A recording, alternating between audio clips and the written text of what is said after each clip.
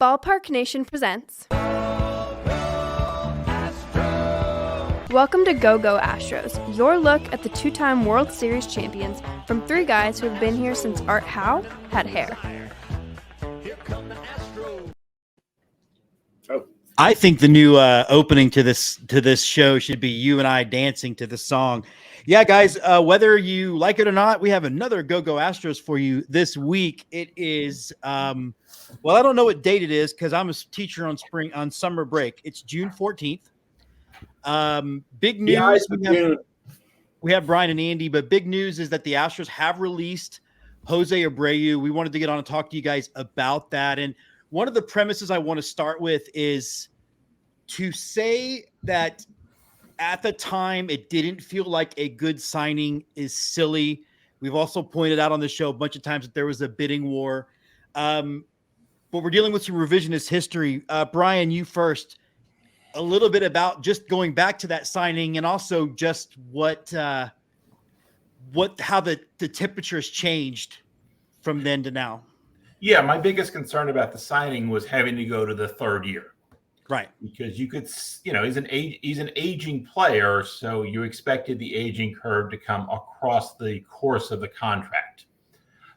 Instead, he played like it was his final year of his contract in his first year, or even sort of, and then even worse than that this year. So really, there was some indications that his power was down a little bit in Jose Abreu's power was down a little bit in the 2022 season, but he made a big giant crash.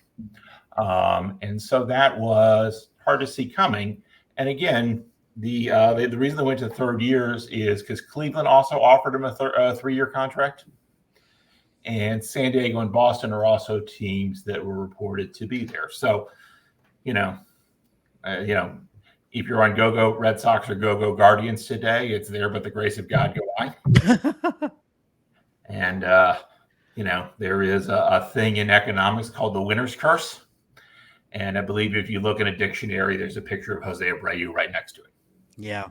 Andy, chime in on that and how sort of we've changed the revisionist history on whether we should have signed him or not. And, I know a lot, like Brian's pointed out that a bunch of that Jim Crane did this signing. And while I definitely have issue with Jim Crane's Montero deal, this one felt like such a no-brainer that Vader could have made the signing because everybody in baseball thought it was a great idea at the time.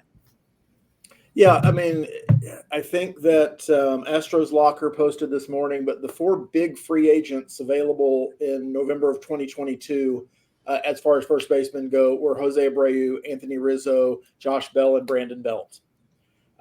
We would be having the same conversation about Brandon Belt and maybe Anthony Rizzo because Yankees fans aren't in love with that signing these days.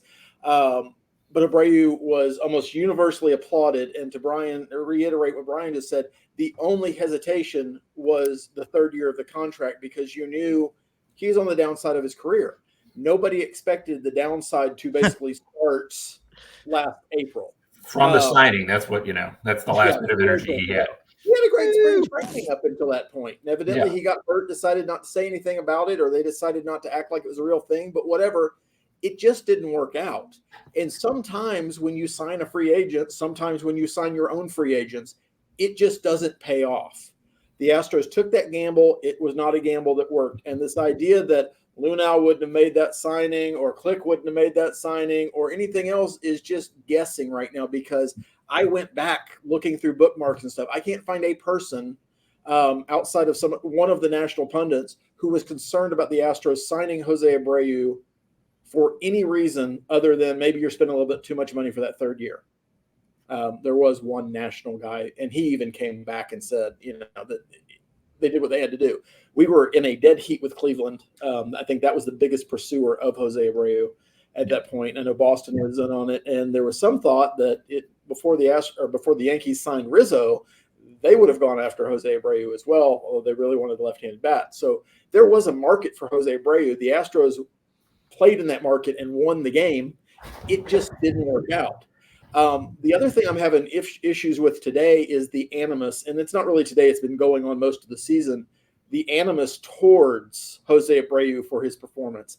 this is not a guy who's out there not trying. This is not a guy who's wasn't trying to figure things out. This is not a guy who didn't willingly take a assignment to Florida for 30 days to try to figure out his swing and get one last chance.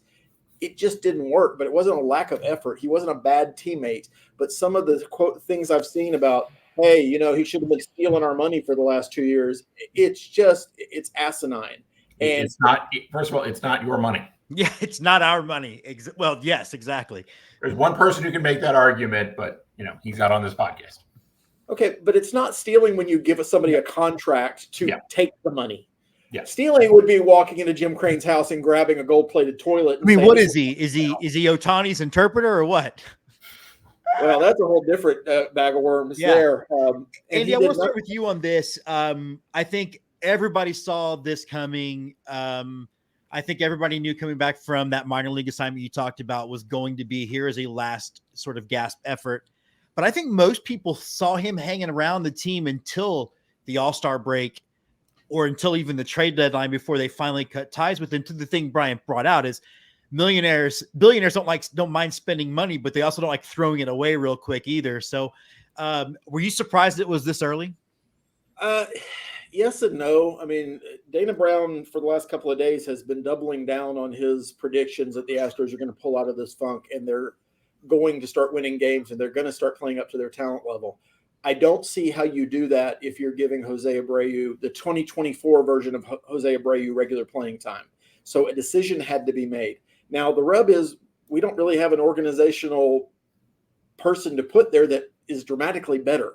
Yes, John Singleton plays visibly better defense. Yeah. Although the numbers don't support that because his total outs above average, I think, are -3 or something like that.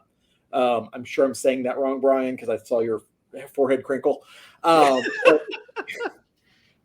him, he messed up the stats. But I think the Astros, if Dana Brown's in the market and everybody's saying the Astros are going to be buyers and they're going to look at starting pitching, I think they're also going to be looking at a first baseman, whether that's a free agent pickup or a younger guy or just somebody who can be league average at that position would be a great improvement to this lineup. But I think that need to get to that point is what drove this activity today. The sooner you start getting clarity about what you need, the better. Because the worst thing that could have happened is Abreu showed minor improvement over the next couple of weeks, where maybe he got his average up to 150. Well, it's getting better, but that's still not at the level it needed to be for this team to pull itself out of the hole that it's dug itself in. Yeah. Brian, you want to follow up on that then? Just the timing of the release. I do agree with Andy. Dana Brown's kind of been hinting at, and I think Espada even said in an interview that there is an end date in mind for whether he's going to get going or not. Yeah, the person who has to make this decision is the owner, because it's the owner again, saying I will spend $30 million on literally nothing. Burning the money essentially is better than anything we can get out of this. At least you can see fire. Yeah, and I'm not saying the owner's name here purposely because it's not like a Jim Crane thing. It's again. Had any other team signed him, they'd be having the same conversation about their owner because the owner has to be the last one to make this decision. Clearly, the hints we were seeing from Joe Espada and Dana Brown were like, we'd like to do this. Obviously, Astros fans on, whatever, pick your favorite social media or your text threads or whatever, right, have been calling for this, but it's easier for us because, again, it's not our money. Part of what I think is driving the decision to do it now is because they've dug such a big hole in the standings. They can't have as much patience as they could have if they were even a 500 team, much less if they seem to be on pace to, win 90 wins like we expected going into the season. So, as Andy points out, they're a little bit more desperate because of that. They can't seed a win or two, an extra win or two. And, it is likely that the wild card contention, and that's more of where they are, will come down to a really close race. And so giving an extra game or two could be really fatal. Brian, I'll start with you on this one then. One of the things that, everybody's reading tea leaves or trying to read into what the front office, how it works now, because There's a lot of people who talk to the media like they're in charge. And I've said on the show a bunch of times, I'm a Cowboys fan. I know Jerry Jones, and Jim Crane has not proven himself to be Jerry Jones yet.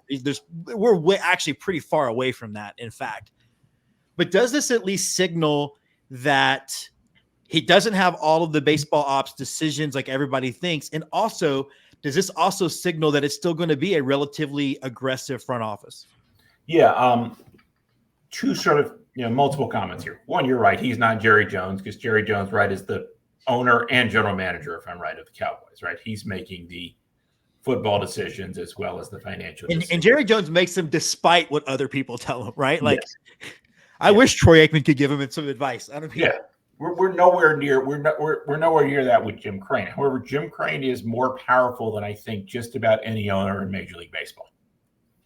And that is partly that's a big deal because that's not the choice he made in his first decade as owner. Sure.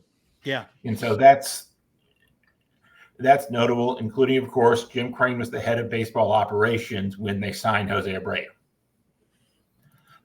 So in the end, the buck stopped, he's the baseball decision maker. Again, the decision to release him is an ownership decision, which isn't a structure of the Astros operation. That's a structure of baseball team operation. That's nothing unique about nothing unique about the Astros and their particular setup. But it is pretty clear that Dana Brown has less power than the majority of his peers, and certainly less power than Jeff Luhnow did in his years as head of the Astros baseball operations department. And so it's a more collaborative, more spokes on a wheel model. There are pluses and minuses to that.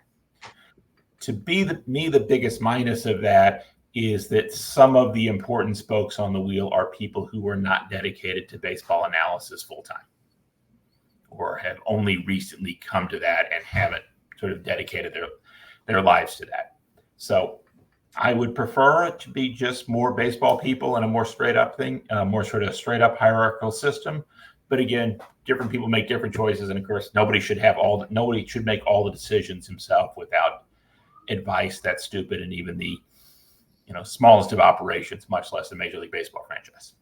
Andy, it's interesting because Brian did bring up spokes on a wheel, and it's kind of a difficult position to put Dana Brown in, much like it's with Joe Espada, frankly, where, all right, you're now the GM of a team coming off a World Series, and you're now the manager of a team that should have probably been in the World Series again, but you've never been a GM before.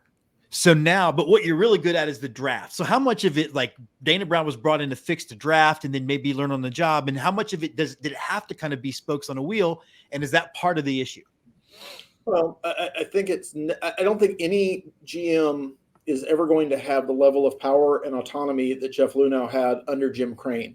I don't think that's 100% a bad thing. Now, we all love the results of what Luhnow took from nothing and built into a World Series championship team with a very large window. That was an impressive job. But there was a little bit of soul selling to get to that point. And to kind of expand on your point before you finish answering, but there's a lot of people who think part of the punishment of the sign stealing scandal was to get rid of Jeff Luhnow. He was not popular in the rest of the league. He had rubbed everybody the wrong way. He's responsible for some of the destruction of the minor leagues. There's definitely, to your point, a little rogue activity going on. Yeah, but I think just in the world of the Astros too, though, it's natural that you have somebody rebuild it, but after the sign stealing scandal, after signing Osuna, after a couple of other questionable things happening in that front office, it made sense that the next person wasn't going to have that level of control. And the person after that certainly wasn't going to have that level of control. And I think Dana Brown's role with the Astros is different, certainly than what Jeff Luhnow did, but different than even what James Click was expected to do. Brown's job is to make our minor league system and our major league and the complementary major league moves look like the Braves. We're going to find talent through the draft. We're going to sign them to long-term deals. That's what his mission is. What's happening this year, and maybe the next year is almost inconsequential to that part of the mission, outside of there are pieces on the major league roster that might be fungible because you can get minor league talent that's going to be ready sooner than what we have currently. But I think he's done a good job through the draft. I think he is handcuffed with what he can do at the major league level, not only because of a lack of power, but also this idea that, do you want to be the GM who trades Alex Bregman? Do you want to be the GM who trades Framber Valdez? Do you want to be the GM who trades Kyle Tucker? Yes, for the first two, I would like to be the GM to trade at least the second one. But not everybody does, and I don't know that Jim Crane wants to be the owner that trades either one of those guys. Jim Crane made a giant leap today because all of us fully expected Jose Abreu to play out at least half this season before you start getting into the back end of a 3-year contract where it's sunk money. And it's always sunk money once you sign the contract, but it's this idea that Crane allowed Brown to make the move that was necessary for the Astros to have a chance to start winning again this year. And that's what Crane publicly has said he's going to do. They're going to be a contender as long as he's owner. This is a move that supports that statement. Yeah. Whether you think now that the signing should have happened at all is almost inconsequential to that. Yeah. I want you to expand on today. I want you to expand, Andy, on something you said, and we'll bounce it back to Brian too. But Jeff Lunau built the Astros from a very different circumstance than both Click and Dana Brown have to keep the team going. You're not going to do a total teardown. Now, all of a sudden, you've developed players that fans connect to. There is some level of risk to your customer base to trading one of those guys, whether there should or shouldn't be. But the way you keep a team going is mostly through free agency and through trades, because your minor league system is going to be decimated, right? I mean, is that where we are, and we have to change our expectations some as far as how this thing gets fixed? I mean, certainly anything that happens this year, I think anything that's valuable to the Astros from another team is probably going to cost them a major league player at this point. I mean, of course, the deal is going to have to make sense for both teams and all that kind of. Can I trade members of Astros Twitter I'm not fans of? Not yet. Okay, let me know when that happens. Look, Elon's working on it. But there's none of you 39 that are watching live. It's none of y'all. You're good. Yeah, Major League Baseball can't even fathom trading draft picks. I don't think they're going to trade fans. Yeah, it's interesting. So I had the misfortune of going to the mall during lunch, and one of the things I'm curious about from our fan base is how much does this losing affect us? Twitter is its own world, and yes, everybody hates everything that happens, and you feel everything immediately. You walk through the mall, and I counted probably 150. I stopped counting around then. Different people wearing Astros gear, even though we're 8 games under 500 right now. Yeah. The city has not fallen out of love with the Astros, and I think that creates somewhat of a problem for Dana Brown, because we can empirically say that it might be the best move for Astros to trade Alex Bregman to get something before he leaves in free agency. But emotionally, that's a big deal for this franchise, because he's a guy that won 2 World Series, and we haven't had anybody who's ever done that before. And it's huge.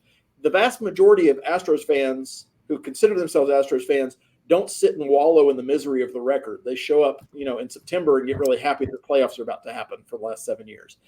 And so it's difficult from that emotional standpoint. Empirically, yeah, there's some moves that have to be made.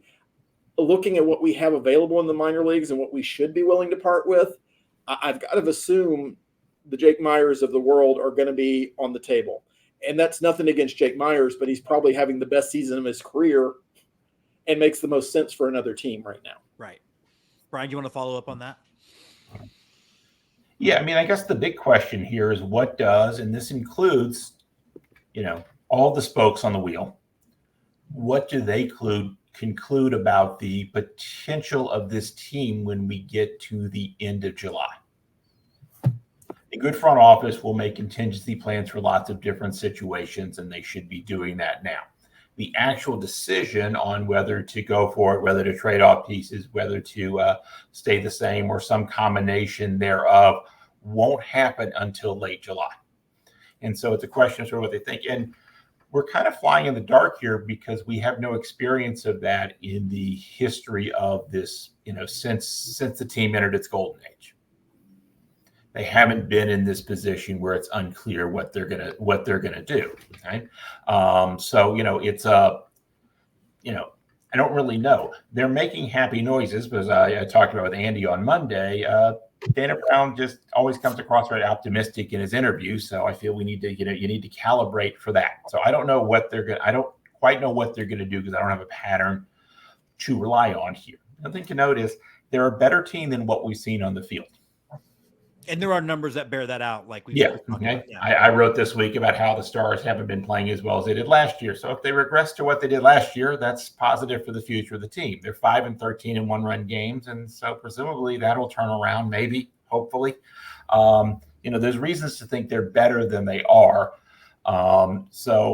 It's not a ludicrous take to say this team should play better.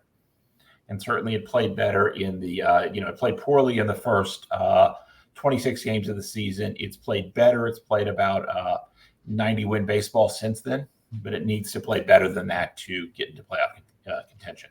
I know, Andy, we only have a few minutes left. I know Brian's got a commitment. Cooper Hummel is coming up. I think a lot of people did the whole thing from Guardians of the Galaxy about Star-Lord. Who? I think you're wrong, and I think what Jim Crane has done today is throw down the greatest challenge the Astros marketing department has ever faced. They're going to have to find a vendor who, in the next 10 days, because that's how long I expect him to be on the roster, to come up and supply a Cooper Hummel figurine for a game. That's going to be the Hummel figurine is going to be that's going to be the rally point of this season.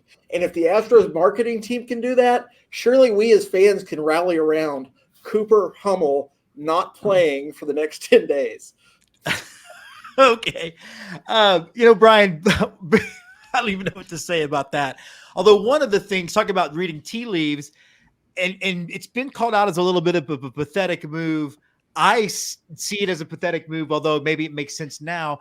The Astros marketing department, just mentioned by Andy, as they're designing the next Christmas gift for your mother-in-law, have been promoting John Singleton for an all-star vote. I mean, does anything scream, we've at least been thinking about this for 36 hours more than that? I mean, being better than Jose Abreu is useful for this team, but it is not a resume item for the All-Star game. I mean, at least it shouldn't be, right? Mm-hmm. There is still this rule that every team gets one player, but I think we've got Kyle Tucker still on the team. So if we're down to the one-player rule, he's the guy. I fully expect the Astros to get a couple more than just one. Yeah, I think we'll have three, but that's a whole other. Modern All-Star games is half the guys don't show up or get injured or, so half the league ends up going. As we learned from the Mariners last year and the Rangers, the only thing that matters during your season is how many All-Star guys, All-Star appearances you get in a season. Nothing else counts. Doesn't matter if you win the division. Doesn't matter if you make the playoffs. Just get 5 guys. If you get 5 guys, you're going to have a great season and an overpriced hamburger. Speaking of high price, 5 guys, really quick though, and you guys can chime in whatever order. I do think though, to kind of follow back on what Andy said, this isn't a happy day for the Astros, right? Yeah. We all wanted Abreu to succeed because the team would have succeeded, but also everybody on the team wanted Abreu because he's known as a really good guy, and he was excited to come be part of this culture at a time when, remember, people in the media saying no one would ever want to come here because reasons. Any final thoughts though from you, Brian, then Andy, about just saying goodbye to Jose Abreu and what this should and shouldn't mean? Yeah, I mean, I think the biggest thing is that for the team, from a team standpoint, this has not been a good signing and helpful, to the team. And as a result, we've got, hey, the record's less good, and we're not real set up at first base for the future. Andy? I mean, nothing that happened today is not without regret. The Astros, in good faith, signed a guy that they thought would be able to help them for at least 2 years of a 3-year contract. It didn't work out. Jose Abreu is still a top-class citizen. He's still a great teammate. And there's going to be sadness in the locker room this afternoon. And I assume it's already happened as you watch a guy at the end of his career, because every player knows eventually that's going to happen to them as well. But Jose Abreu doesn't have anything to hang his head about and nothing to be ashamed about. He's an all-star. He's an MVP. And a great addition to the last decade of Major League Baseball. So it sucks that it didn't work out. But I think I can speak for the both of you. Nobody here wishes him anything but the best for the rest of his life. He's just a good guy. His legacy in Houston will be negative, but his legacy in the game should not be based on these last 2 years, and I don't think is. I think he should be moved up to the top level concession stand area, and he can be Luke Gregerson's boss. What do we think about that? He doesn't even have to work under Luke Gregerson. All right, guys, that is going to wrap up our special Go-Go Astros. These two will be back Monday for some more diving in. So if you enjoyed what you saw and this was your first time jumping on, we will be recording. We'll be live again Monday and then releasing those episodes later like we're about to do with this one. Before we give a fighting hearty go Stros, since I have you here on Tuesdays, the world premiere of Ballpark Nation. It's where I've been in my bunker creating. So I hope you will come in and check out our new show about the Corpus Christi Hooks. And until then, guys, go Stros and good luck, Jose Abreu. Go Stros. Beat the hell out of the Gators. Go Stros. That was an Aggie thing.